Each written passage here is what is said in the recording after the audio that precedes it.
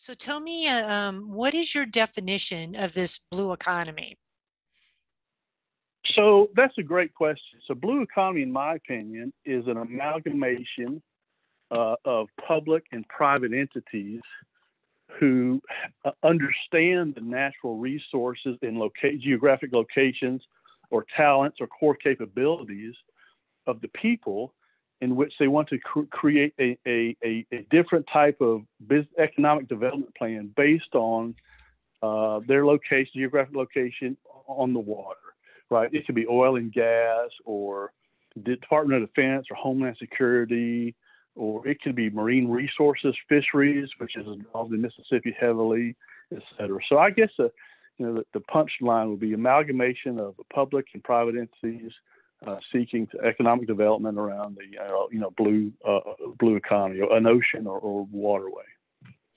So was this concept or this perspective, how was that used in Mississippi, and how could that be helpful for Wilmington, North Carolina, as they think about their future? That's another good question. So there is a struggle, and there is a tug of war, kind of, if you will, between economic development and maintaining natural resources without disturbing that. So Mississippi does have both of those interests in mind moving forward. But I think there was we in Mississippi understood of the great port of Gulfport, which we had in the Gulf Coast cities, and we had an amazing government resource, which is a Naval Meteorology and Oceanography Command nearby. We also had universities in which we had undergraduate and graduate degrees in hydrography, ocean engineering, acoustics, zoology, etc., marine biology. And we had an idea in which, why don't we just try to combine resources and leverage our assets to create this workforce, right? This new evolving workforce. So, and I think if I could, impart any lessons learned from that to Wilmington, I think Wilmington is in exactly the same position. They have so much talent in universities and ports in which ships, their fisheries and defense, homeland security assets, and there's just a huge cornucopia, if you will, of talents that needs to be harnessed and move forward. And we had that vision in Mississippi, and that's what we did. And like I said, we're successful now. We're still growing. We just recruited our first out-of-state medium-sized company to come from San Diego to relocate to Gulfport to build these unmanned vessels. We have a brand new building, 4-story building with secured spaces for that. So we had the facilities, we had a talent, core capabilities, we had a vision. We just try to wrap that in, if you will, in a package and understand how we can leverage all that to move forward to a very robust, growing economy. So that's interesting. You said you had the idea, you're using we had the idea and we started working on that. Who was the we in this? Was it a small group? Was it the government? Who was the we? So we would be, I'll include myself, because when I started my firm in Mississippi and went to Washington, D.C., I never forgot that I told myself I would always remember where I was from, where I started, my father's legacy, and to bring resources back to the Mississippi Gulf Coast from Washington, D.C. And specifically, that meant defense funding to build whatever on the Mississippi Gulf Coast, right? So we had this opportunity to build this really large unmanned surface vessel in Gulfport, Mississippi, and lo and behold, they won the contract. So that was kind of the genesis of the idea. The other we would be our governor at the time, Governor Phil Bryant. He and I were close. The dean of the School of Ocean Engineering at the University of Southern Mississippi were close. The former technical director of the NATO Undersea Research Laboratory in Spezia, Italy, he and I were close. So we got together and had a meeting and just basically spitballed ideas of how we can get this growing. And at the time, I wasn't thinking marine fisheries or oil and gas. I was thinking defense and universities and graduate degrees, et cetera. But the other experts in the room had that idea. So it was the governor and the Secretary of State of Mississippi, myself, former SES with NATO, and a deans of school in engineering. We just kind of got together and sat around the table and said, how can we get this working? So Yeah. the governor stepped up. He formed an ocean task force, which included university presidents and deans and community college presidents, because we actually, we need a workforce, right? If we get this economy going, we need a trained workforce.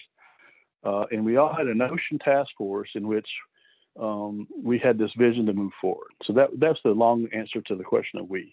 Yeah, that's great. And it kind of started with this big contract that you had, and it gave you resources, ideas, support.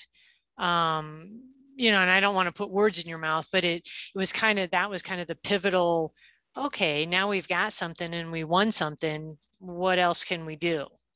That you're exactly right. So if you were to mention Gulfport, Mississippi to anybody outside of Gulfport, Mississippi, where and what do they do?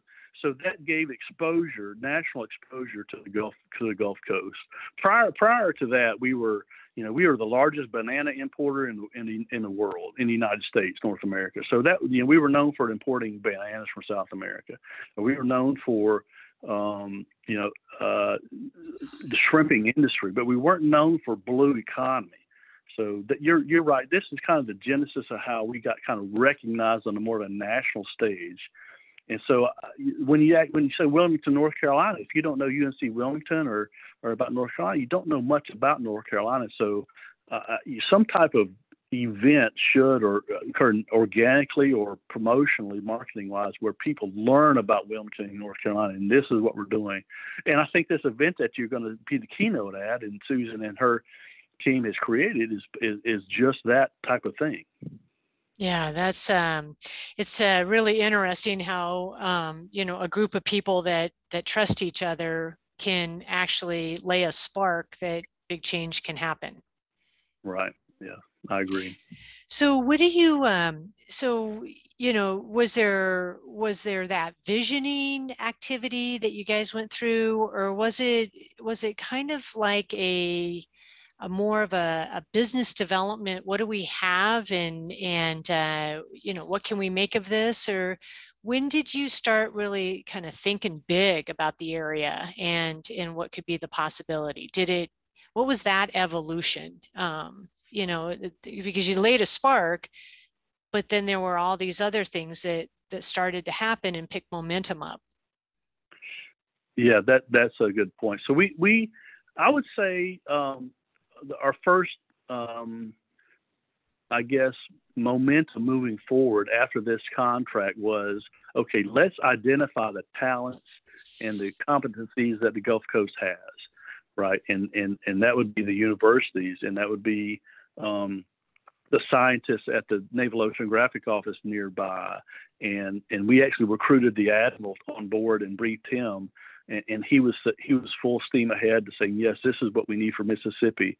But driving all that was our passion to have Mississippi succeed. As you know, we're very low with the gross domestic product in Mississippi, and we have a lot of issues in Mississippi as far as economic development and et cetera. So we were very passionate about helping our home state succeed, right? So that was really the fire that kept us going. But the evolution, once we understood our core competencies and our talents of people, our resources, the location, and we had the admiral of the meteorology command on board, and the governor started the ocean task force, we really knew we had something going. We had dozens of people on board. We had private companies, even energy companies like Mississippi Power and Coastal Electric host. They gave us their office spaces to have conference calls and meetings, and they had no direct interest in this other than growing Mississippi, right? We had the universities send their vice chancellors of research to the meetings. We were full steam ahead and to go. So it started very, very fast, and everybody came on board fast, and then we plateaued. We plateaued because we now, what do we do? How do we recruit these businesses, and how do we sell Mississippi to get these businesses on board? And we really plateaued at that particular point. So it was a fast ramp up, excitement, everybody on board, and then there were some breaks hit. So what? So when was the contract awarded? You probably said that, and I didn't. I didn't catch that. What year? 2010. Okay. And then when did it start to kind of plateau? I would say probably 2 years, 2 to 3 years after. Okay. And then did it do a backslide, or was it just you had so much and now we're in execution mode?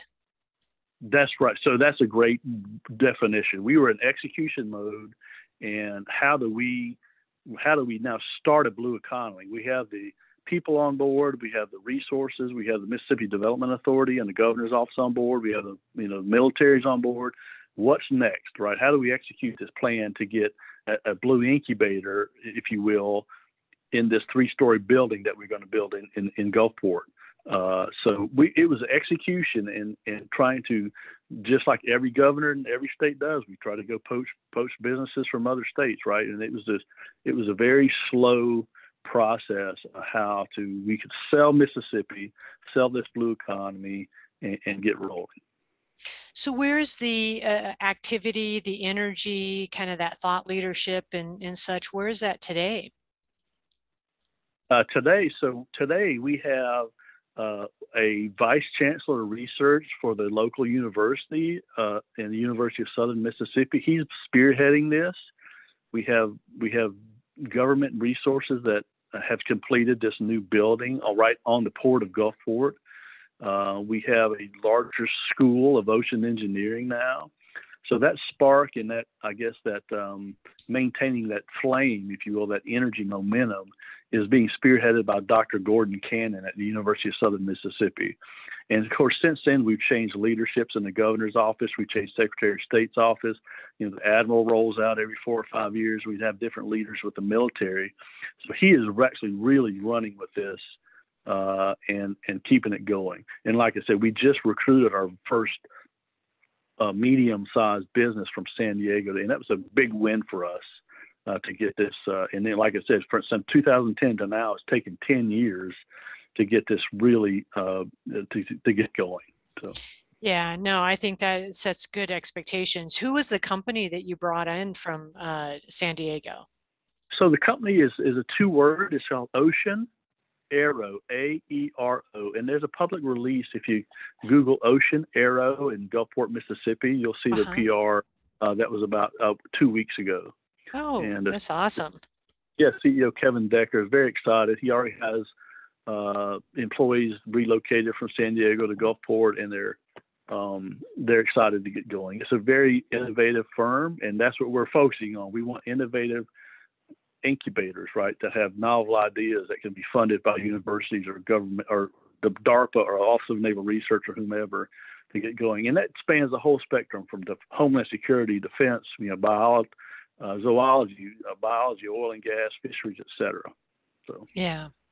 So, and you've, your history and your father's history has been on the defense side, and how important is it how important was it for Mississippi, or how important will it be for Wilmington to take that perspective of defense and homeland security into their thought process for what they're trying to do around the blue economy? Right. So I think my answer to that will be, I think it's paramount, because that's what really drove us and sparked us. Now, not understanding Wilmington's talents and the University of North Carolina Wilmington's expertise, they might be expertise in fisheries or wildlife or coastal erosion or something compared to Mississippi, but I think it's paramount because the resources that come, the research and development resources that come out of the government, it's millions and millions and millions of dollars, and you have somebody to tap into that for Wilmington. I think is paramount. It might not be the whole puzzle, but if it's a minor or even a major piece of the puzzle, that can spark a lot of other um, uh, interest to come on board that maybe not doesn't have that type of resources. So I think it's very important, paramount, that somebody explore all those funding possibilities for defense and homeland security.